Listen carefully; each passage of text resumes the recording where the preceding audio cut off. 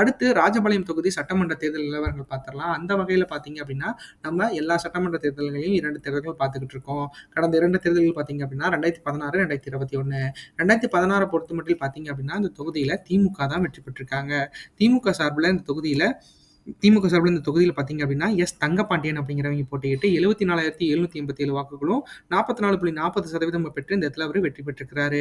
அடுத்து அதிமுக சார்புல இந்த இடத்துல பார்த்தீங்கன்னா, ஏஏஎஸ் ஷாம் அப்படிங்கிறவங்க போட்டியிட்டு 69,985 வாக்குகளும் 41.60% பெற்று இந்த இடத்துல வந்து அவங்க 2ஆம் இடத்த பிடிச்சு தோல்வி அடைஞ்சிருக்கிறாங்க.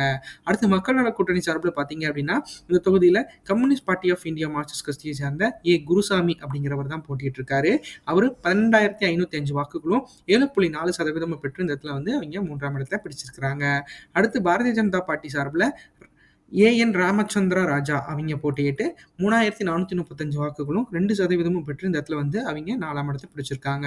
நாம் தமிழர் 1.5% வாக்குகளை இந்த இடத்துல வாங்கியிருக்காங்க அப்படிங்கிறது குறிப்பிடத்தக்கது.